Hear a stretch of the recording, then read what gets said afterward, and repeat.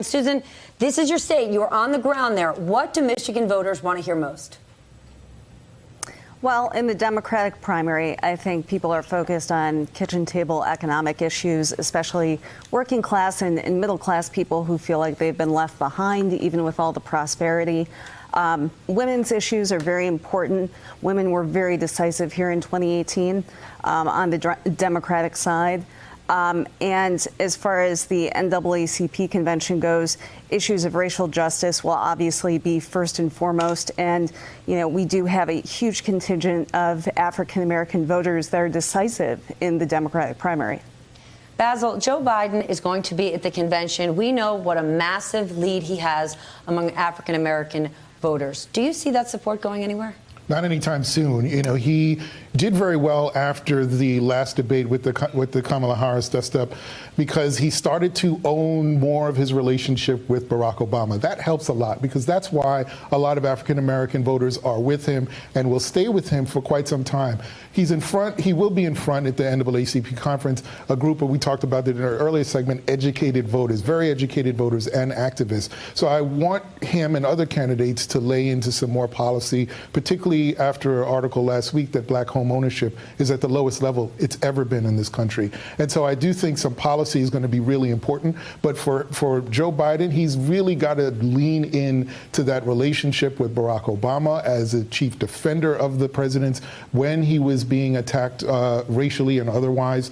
And, you know, I also think with respect to Bernie Sanders, for example, who's polling at 1 or 2 underneath him, the party, one of the reasons that African Americans aren't as supportive of Bernie Sanders is because his attacks against the Democratic Party. Remember, the party for a long time has been a source of political economic justice for African Americans. It's the party of Shirley Chisholm, of Ron Brown, of Barack Obama. And so if you're going to attack the party, you're essentially attacking them. But if black home ownership is at a low, and that's what Joe Biden should focus on, can't voters say, well, that didn't happen yesterday or in the last 2 years? And if we're going back to the party of Barack Obama, wouldn't those same voters say, but it wasn't working out for me 3-4 years ago? And that's why I would also add that we've been spending a lot of time talking about white working class and some of these other constituencies. What I think Democrats should focus on are all those voters that didn't come out in 2016. A lot of them are African American voters for exactly that reason, that they feel that the party has not done enough to attack some of these issues. And I talked about a wedge issue before. When I talk to older African American voters, they have concerns about immigration, because in part they feel that the party's move in that direction takes away from their stature in this country. Their move, absolutely right. And so there are concerns there that I think the party should address. That is going to come up. Even if it's not on a stage, it does come up in conversations and should get addressed. But again, I think this is an opportunity for Joe Biden to bring all of that together. What does the early polling tell you? We just saw over the weekend Biden has a slight lead in Iowa and New Hampshire, but another early voting state in South Carolina, massive lead.